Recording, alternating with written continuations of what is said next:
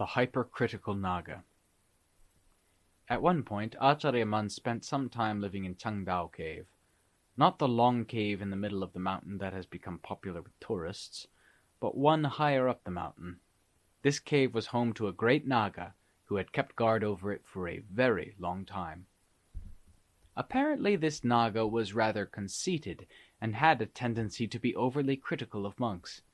During his stay in the cave, Acharya Mun became the object of this Naga's constant criticism. It found fault with nearly everything he did. It appeared incapable of accepting Acharya Mun's thoughts of loving-kindness, probably as a consequence of its long-standing enmity toward monks. At night, when Acharya Mun wore his sandals to do walking meditation, the Naga complained about the sound of his footsteps. "What kind of a monk are you, stomping around like an unbridled racehorse? The sound of your sandals striking the earth shakes the whole mountain. Did you ever think you might be annoying somebody with all that noise?" It raised these complaints despite Acharya Mun's composed manner of pacing softly back and forth. Hearing the criticisms, he took care to walk even more softly than before, but still the Naga wasn't satisfied. "What kind of a monk are you, walking meditation like somebody sneaking around hunting birds?" Occasionally, Acharya Mun's foot would stumble on a stone in the meditation path, causing a slight thumping sound which elicited another reproach. "What kind of a monk are you, bucking up and down your meditation path like a chorus dancer?" There were times when Acharya Mun leveled out the surface of his meditation path to facilitate smooth, easy walking. As he moved stones around and put them neatly into place, the Naga complained, "What kind of a monk are you, always moving things around? You're never satisfied. Don't you realize that all your fussing about gives others a splitting headache?" Acharya Mun had to exercise special care with whatever he did at that cave. Even then, this opinionated Naga would find an excuse to criticize him. Should his body move slightly while he slept at night, he could sense psychically upon awakening that the Naga had been criticizing him for tossing, turning, wheezing, snoring, and so on. Focusing his attention on this angry, hypercritical Naga, Acharya Mun always found its head sticking out, peering at him intently, as though it never took its eyes off him. Vicious-looking and mean-spirited, it refused to accept any merit dedicated to it, and was determined to indulge in feelings of anger that burned like a fire inside its heart. Seeing that it compounded its evil karma all the time, Acharya Mun felt truly sorry for the Naga. But as long as it showed no interest in reasonable discourse, it was impossible for him to help in any way. All it could think about was fault-finding. On one occasion, Acharya Mun explained the general principles underlying a monk's life, specifically mentioning his own purpose and intentions. "My purpose for being here is not to cause trouble to somebody else, but rather to work as best I can for my own benefit and the benefit of others.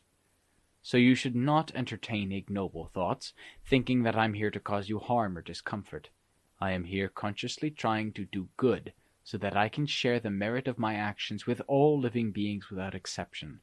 That includes you as well, so you needn't be upset thinking that I've come just to annoy you.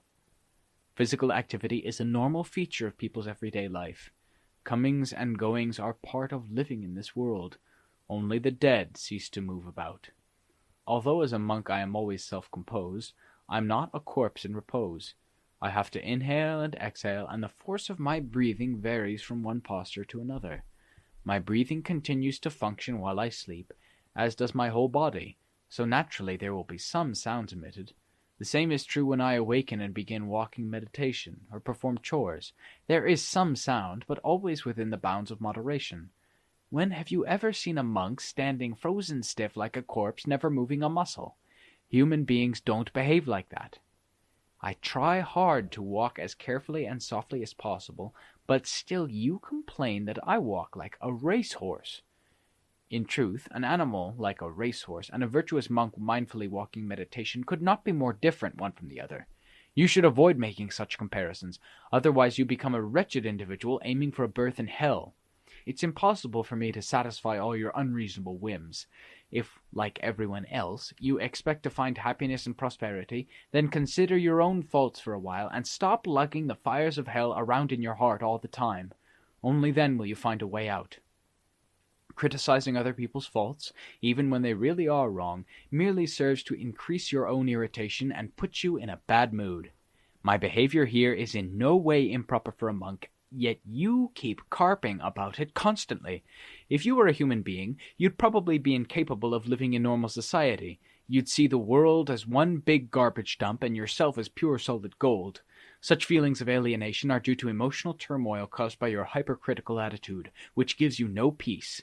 The wise have always condemned unjustified criticism of others, saying that it brings terrible moral consequences.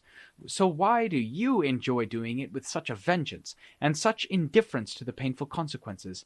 I'm not the one who suffers from your criticism. It's your own emotional health that's adversely affected. Such ill effects are quite obvious, so how can you be unaware that your whole attitude is wrong? I am fully cognizant of everything you are thinking, and at the same time I have always forgiven you. You concentrate on doing terrible things that consume your mind and ravage your heart as though you can't get enough of doing evil. Were your condition a disease, it would be an untreatable one. I've been trying to change your mental attitude, just as I've long been trying to help many other living beings. Human beings, ghosts, devas, brahmas, yaksas, and even great nagas far more powerful than yourself have all accepted the truth of the Lord Buddha's teaching on Dhamma. None, except you, have angrily criticized the value of Dhamma, which is revered throughout the world systems, and you're so peculiar that you won't accept the truth of anything at all. The only pleasure you take is in making derogatory remarks and angrily censuring people who have done nothing wrong. You devote yourself to these as though they were propitious actions, but the wise have never thought that such actions foster peace and security. When you finally slough off the skin of this ill-fated existence, you won't then encounter a pleasant, pain-free existence, unaffected by the evil consequences of your actions. I apologize for speaking so candidly about the principles of Dhamma, but my intentions are good. Nothing malicious is intended in my remarks, regardless of what misconceptions you may have. Since the very beginning of my stay here, I have tried to do everything in a careful, restrained manner, for I know that this is your home, and I'm concerned that my presence here may inconvenience you. Although I am well aware that you're an individual who delights in looking for things to criticize, I still can't seem to avoid being seen in a disparaging light. I myself experience genuine contentment, unaffected even by constant criticism. But I worry that the repercussions of your dogged pursuit of evil will be extremely unpleasant for you. I did not come here in search of wickedness or evil. Being quite sure that everything I do and say emanates from a pure heart, I have no fear that my actions will incur any unpleasant moral consequences. As soon as intelligent people begin to understand the difference between secular matters and spiritual ones, they tend to appreciate virtuous conduct, admiring all wholesome, meritorious actions performed for the sake of peace and happiness. From ages past, the wise have always taught living beings to feel good about being virtuous. So why do you adhere to the maverick notion that it's all right to strip yourself of virtue and wallow in evil? You seem to detest virtue so dreadfully much that you can't be bothered to reflect on your own vices. Although I won't be experiencing the dire consequences that await you, still I fear for you in that miserable state. You must stop thinking in ways that are harmful, for the mean intent behind your actions has the power to deprive you of all moral value. Such undesirable consequences, bringing unimaginable torment, are what I fear more than anything else in the world. The whole world dreads old age, sickness, and death, but I don't fear them nearly so much as I fear evil and its attendant consequences. People with kilesas tend to eschew spiritual principles, preferring instead the things that religious tenets prescribe. So ordaining as a Buddhist monk to practice the teaching and the discipline requires us to undergo an agonizing character transformation. Even though I knew how difficult it would be to oppose the kilesas, I nonetheless felt compelled to join the monkhood and endure the severe hardship. The extreme discomfort caused by constantly opposing the kilesas, that's what makes the practice so difficult. But if we desire to transcend Dhamma and the defiling kilesas that create it, we must endure such torment, for kilesas always steadfastly resist the teachings of the Lord Buddha. I've come here to practice, living in this cave like a worthless social outcast, solely because I fear evil and its consequences. I did not come here to harm or trouble anyone, nor do I feel contempt for any living being. I respect them all as friends, whose lives are also subject to the law of Dhamma, and who are thus all of equal intrinsic value. I dedicate the merit of my actions equally to all beings, with the hope that they may live in contentment wherever they may be. I have never taken the arrogant attitude that I am a human being ordained as a Buddhist monk, and therefore superior to my companions in birth, aging, sickness, and death. You too exist within the sphere of Dhamma, so you ought to humbly reflect on how your own faults affect you. Criticizing others without proper consideration will never bring you good results. It merely piles up the ill effects of bad karma, which then linger on indefinitely. You should feel dismayed by your errant behavior and drop this dangerous practice. Only then can you hope to become a good individual with a chance for a better, happier birth in the future. Then your mean, angry heart will soften, and you can avoid being engulfed in misery forever. All living beings in the universe, from humans and animals to devas, brahmas, and yaksas, cherish happiness and loathe suffering. They do not have an aversion for Dhamma simply because they can't yet put it into practice. Dhamma has always been the quintessential nature of the universe. Those beings who are in a position to practice Dhamma find great satisfaction in it. For instance, human beings. Their state of birth makes them well suited to the practice of Dhamma. You yourself are a living being who is fully capable of distinguishing between good and bad, and thus choosing what's most beneficial for you. So why do you do just the opposite?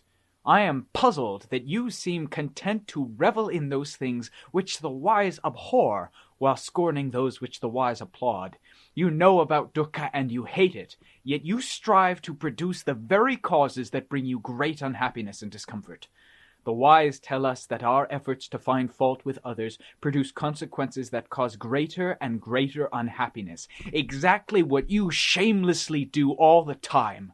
You may not be interested, but although I'm fully aware of your despicable thoughts, I've always forgiven you. I'm not angry or offended, but I do feel sorry for you. Thus I have decided to tell you the plain truth.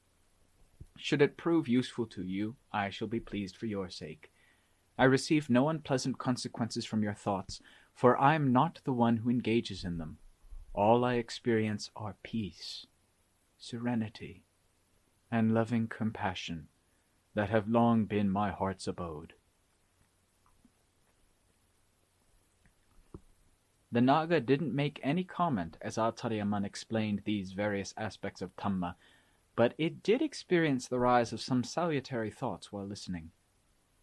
This monk talks a lot of sense, but right now I'm unable to do as he says, being still too content with my old ways.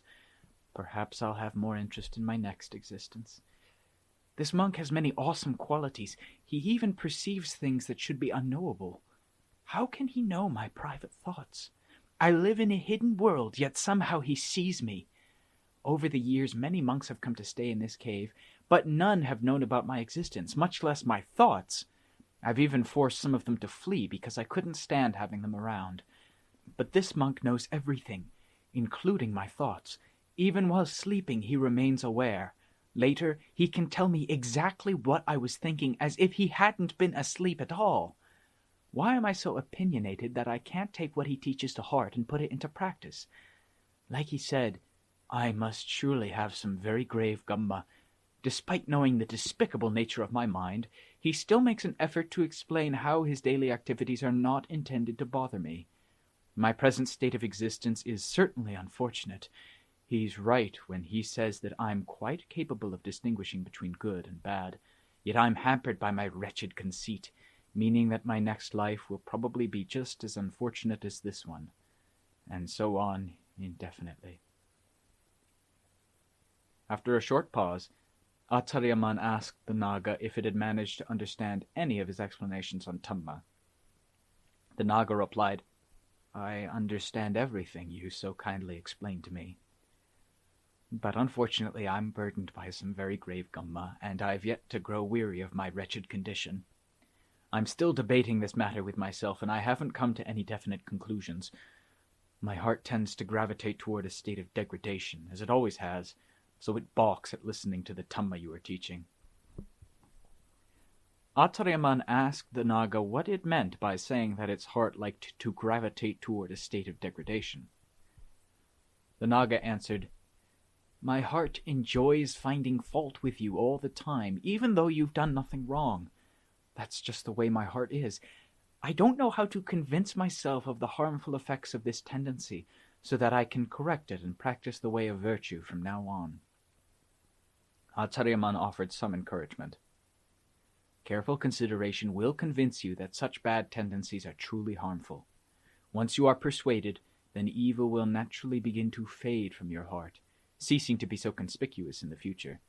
But by assuming that these tendencies are beneficial, and then encouraging them, you will naturally tend to think in an endless variety of ways that are detrimental to you. Unless you hurry to improve things now, you'll keep on doing evil until you are completely beyond help. I cannot do this job for you. I can give some guidance, but it's up to you to make the necessary adjustments in your character. The onus is on you to press ahead, trying to accomplish this as best you can. Once you do, you will see the dangerous aspects of your character gradually diminish as beneficial qualities develop, displacing them until all that's left is pure, simple virtue, untainted by any form of evil. By placing your faith in the Dhamma of the Lord Buddha, which has always helped living beings to transcend dukkha, you will always be contented living under its protective influence. Never feeling distraught, never disturbed, you will remain even-tempered in every situation. You won't be moved to praise one thing as good or criticize another as bad, and so suffer the resulting consequences, conduct that's contrary to the way of the wise." At the conclusion of these remarks, the Naga promised to make an effort to follow Acariya advice. In the days that followed, Acariya kept an eye on it as he continued with his own practice. He noticed some improvement, as the Naga was able to restrict its hypercritical tendencies by exercising some measure of control over them. But he also noticed that this effort caused the Naga much consternation. So, finding some excuse to leave the cave, he moved on, which pleased the Naga. His association with it ended there. From that time on, Acariya alluded to the story of this Naga as a means of elaborating on various aspects of human nature for the personal benefit of those listening. The gist of what he said is worth repeating here, hopefully so that the reader can learn some valuable lessons from his teaching. Acariya explained that good and evil do not arise on their own, but are dependent on habitual ways of behaving that gradually become part of one's character. If our tendency is to do evil, it is very difficult to remedy because everything we do tends to flow in that direction. If it is our tendency to do good, we become more and more skillful and assertive as we progress in that direction. For this reason, clever parents will try to train their children in the way of goodness from a very early age, before it becomes too late. When necessary, they will entrust them to the care of someone who is suitably supportive, so that their children's upbringing is not simply left to chance. Children begin to learn about basic common principles from a very tender age. But unlike learning in the classroom, this learning process is not interrupted by time or season. Such basic common principles are more firmly implanted in children's characters than any of their school subjects, for these things exist all around them, at home, in school, and everywhere else. Children are constantly taking lessons from what they see, hear, taste, smell, and touch in the world, remembering well what they have learned. A child's senses are its natural blackboard. The impressions imprinted there are pregnant with moral significance, that is, matters of good and evil. They constantly pick up impressions from their playmates and the adults in their lives, as well as from movies and other entertainment that is normally available to them. Such everyday impressions are a child's true teachers, and children are all too willing to learn new ideas that are constantly conveyed to them. Contact with evil affairs can definitely induce a child to follow evil ways, while good influences can definitely induce a child to go the way of virtue. Children naturally take the things they see and hear as examples to emulate. and over time this establishes a pattern of behavior that defines a child's character. Once these patterns have become ingrained, the children will speak and act according to the good or evil orientation thus established. The fact that some people readily take satisfaction in doing evil and are unwilling to change, while others just as readily take satisfaction in doing good and cherish moral virtue all their lives, indicates the fundamental importance of character development. Those left to their own devices easily abandon the effort to resist their bad tendencies, even before they have seen enough satisfactory results to encourage perseverance. Consequently, basic character development is absolutely essential for all people. This means that nothing should be done carelessly or thoughtlessly, for once such tendencies become habitual, they are difficult to correct. The importance of this principle becomes apparent as we strive to develop positive character traits until they become part of our very nature. For instance, being reasonable about how and where we travel, being reasonable about how to spend our money so that everyone in the family benefits, and being reasonable in our eating and sleeping habits so that we do not overindulge in them. All such exemplary behavior patterns should be enthusiastically developed until they become instinctive. The inner resistance we meet in the early stages of training will naturally give way to a smooth, easy character transformation. This transformation itself is sufficient proof that character training is well within our capabilities, but we must be willing to persevere in the beginning. Training is required to make any kind of work successful. Just as we must undergo training in order to succeed in our professions, so the heart and mind must be trained in order to obtain optimum results. Only after death are we beyond the need for training. Wishing to gain proficiency in something, we must work at it, practicing until we are well skilled in it. Character training develops a skill which is synonymous with virtue. Take this message to heart, consider it well, and put it into practice. Your efforts will surely be rewarded with a wealth of personal virtue. Such was the gist of Acariya Mun's teaching on character training. I have included it here to help those who are developing Dhamma in this way. The death of the Arahant. While Acariya Mun lived in Changdao cave, numerous nimittas appeared in his meditation, some of them quite extraordinary. Here I shall mention only a few. In the late hours of almost every night he received a wide range of Deva visitors from the upper and lower celestial realms, who arrived in groups of varying sizes at appointed times. Arahants also came regularly to hold inspirational conversations on Dhamma with Acariya Mun. Each Arahant showed him the manner in which his passing away into total Nibbana had occurred. Some were Arahants who had passed away in the Changdao cave, while others had attained total Nibbana elsewhere. Such demonstrations were accompanied by an inspiring explanation of the sequence of events that had taken place. Hearing Acariya Mun talk about those Arahants, I felt dismayed and somewhat discouraged by my own unfortunate circumstances. There I was, a human being with eyes, ears, and mental faculties just like Acariya Mun, yet I couldn't accomplish the things that he did. On the one hand, I was elated to hear his stories. On the other, I felt disheartened. I found myself laughing and crying at the same time, but I kept my tears to myself, for fear that my fellow monks would think I was mad. In fact, at that time, deep inside, I really was a bit mad. The inspirational conversations that Acariya Mun had with the Arahants were so captivating that it's hard to find anything else in the world that compares with them. I shall try to faithfully recreate the essence of those conversations here, though I fear I may not do them proper justice. Here is the gist of what the Arahants said to Acariya Mun. All Arahants possess superb qualities within their hearts that are most amazing, intrinsic virtues unsurpassed in the human and Deva worlds. Each Arahant who appears in the world following the Lord Buddha does so only with the greatest of difficulty. Each is like a gold mine cropping up spontaneously in the middle of an emperor's imperial city, a very rare occurrence indeed. An Arahant's lifestyle contrasts sharply with worldly lifestyles, because an Arahant's life is invigorated by Dhamma.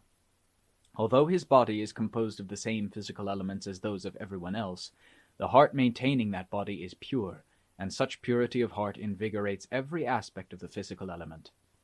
You yourself have now completed the task of filtering from your heart all possible causes of existence, thus becoming one of the Arahants. Being one whose heart will never again give rise to birth and existence, you have become another incomparable source of merit for the world to venerate. So we've come to visit you now, to show our appreciation for your achievement, which, because of its enormous difficulty, is seldom accomplished. Although many people desire to attain what you have, very few succeed when they are faced with the difficulties. People born into this world instinctively cling to their parents and relatives for support. Hardly any of them realize the importance of relying on their own hearts as their mainstay. The vast majority of people just drift aimlessly, accomplishing nothing of real value. Their numbers are beyond reckoning. So the appearance in the world of a fully enlightened Arahant is a remarkable event that benefits living beings throughout all the world systems. Your attainment of purity has made you an enormous boon for humans, devas, and brahmas alike. You are also well versed in the universal language of the heart, which is far more important than any other form of communication. All the Buddhas, and certain categories of Arahants, use the language of the heart when giving assistance to living beings, for it is the universal language of sentient beings throughout the universe. Contacting and teaching non-physical beings is achieved exclusively by means of this universal form of communication. Those communicating in the language of the heart can understand each other much more quickly and easily than would normally be the case. After concluding his inspirational conversation with Acariya Mun, each Arahant would then demonstrate the manner in which he had passed away into total Nibbana. Nearly every Arahant who came allowed him to observe the posture in which this was achieved. Some Arahants demonstrated how they had died and passed into total Nibbana while sitting cross-legged in Samadhi. Some demonstrated how they were reclining on their right side in the lion's posture at that time. Others showed him how they were standing still in the middle of the meditation path. Still others revealed how they were pacing back and forth in meditation at the time of their total Nibbana. The sitting and reclining postures were the most common. Relatively few Arahants passed into Nibbana while walking or standing. Their deaths were demonstrated in a precise manner, showing every detail right up to the final moment. As a seated Arahant passed away, he slumped over gently like soft cotton, while his body ceased to function and became perfectly still. It was more difficult to discern the exact moment when an Arahant reclining in the lion's posture passed away. His breathing was the only visible sign of life, and that became ever more refined as he lay quietly, as if asleep, without the slightest movement in any part of his body, until his breathing gradually ceased altogether. Those Arahants who demonstrated death in a standing posture stood erect, assuming a reflective pose with the right hand placed on the left hand, head slightly bowed and eyes firmly closed. They appeared to reflect momentarily, before slowly slumping into a heap on the ground, first in a sitting position, then slumping gradually further, until, softly like cotton wool, they lay on the ground. Arahants who died while walking in meditation paced back and forth about 6 or 7 times, before gently slumping to the ground, where they lay perfectly still. When giving these demonstrations, the Arahants came to within 6 feet of Acariya Mun, so he could clearly view every aspect of their passing away, which created a lasting impression in his heart. Listening to him recount those episodes, I felt the urge to shed tears. I had to turn my face to the wall as this strange feeling overcame me. Otherwise, I might have created a stir, which could have become an embarrassing epilogue to this story. The total Nibbana of those Arahants was accomplished with a serene gracefulness that stands in marked contrast to the distress typically suffered by most people at the time of death. I was so moved by hearing how each Arahant passed away that I simply couldn't hold back my tears. Those amazing individuals were taking final leave of the world of conventional reality, with all its chaos and confusion, which is an amazing thing to contemplate. I am sure that anyone else who listened would have been deeply affected in the same way. 3 Arahants attained total Nibbana at the cave in Changdao, 2 while reclining in the lion's posture, and 1 while walking meditation. Prior to giving Acariya Mun a visual demonstration of how his death had occurred, each Arahant gave him a detailed explanation of why he had chosen to pass away in that posture. Very few died while standing or walking. Many more did so while sitting, but the majority passed away while reclining. On the basis of what he had seen, Acariya Mun came to the conclusion that over the centuries many arahants had passed away in Thailand. As far as I can remember, they included the 3 arahants at the cave in Changdao, one in the Wong Prachan Mountains, one at Tago Cave in Lopburi Province, one at Khao Yai in the Khon Nayok Province, and one at Wat Pa Luang Monastery of Bo Ka District in Lambang Province. There were others as well, but unfortunately I can no longer recall them. Nibbana is a term used exclusively with reference to Buddhas, Pacceka Buddhas, and Arahants, all of whom have expunged from their hearts every trace of the kilesas leading to future birth. It is not a term associated with living beings who still have kilesas, for those beings continue to accumulate the seeds of future births in their hearts constantly, thus making the designation Nibbana entirely inappropriate for them. Having died here, they are reborn there. Dying there, they're reborn somewhere else. Negligent human beings who've made no effort to develop virtuous qualities in this life so as to enhance their future lives may well be reborn as animals after they die. The opportunities for birth as an animal are more numerous than those for birth in the much higher human Deva and Brahma realms, so those who prefer making bad karma may be on one of the many paths to rebirth in the animal kingdom, which is far more diverse and extensive than the higher realms. But animals, humans, and devas all have one thing in common: the burden of emotional attachments that cause them to be reborn over and over again, indefinitely. Consequently, the term Nibbana does not apply to them. The only ones who deserve the designation Nibbana are those individuals who have completely eradicated the kilesas from their hearts, extinguishing them forever, even while they are physically alive. At the moment of passing away, they have no lingering attachments that could bind them to the round of samsara, not even to the body that's starting to decompose. Absolutely no attachment or concern for anything anywhere exists in their hearts. Thus they bid final farewell to the world with no trepidation, having no expectations of experiencing karmic consequences in another realm of existence, a source of endless frustration. The heart that has attained absolute freedom is constant, unchanging, and wholly contented. It harbors no expectations at all concerning conventional realities such as the body. Therefore, not even an atom of the conventional world could enter and affect the heart's state of total purity. The word Nibbana refers to the total purity of one who is never agitated or melancholy, neither sorrowful in life nor regretful at death, but always imperturbably unchanging throughout. Nibbana is a special term used with reference to a special type of individual. No one who has yet to purify his heart would dare assume this title. Nibbana is not a kind of personal property, like an orchard or a farm, which can be taken over by powerful interests even without the owner's consent. Whoever wants to take possession of Nibbana must make the effort to develop it within the heart. There is no hope for those who merely lie around waiting for it to appear. Acariya Mun, the subject of this biography, received inspirational Dhamma from many arahants. He has received national acclaim and respect from faithful Buddhists everywhere. He achieved this renown by faithfully practicing the Dhamma until he realized the truth in his own heart, where nothing false existed. He was able to understand that things like organic life are inherently false, and as such, he let go of them, so they no longer burdened his heart. The true Acariya Mun, no longer subject to change, was the truth of the Dhamma he realized. That Dhamma remains true forever. Unlike all other things which are inherently unstable and so of limited duration, the passage of time has no effect whatsoever on it.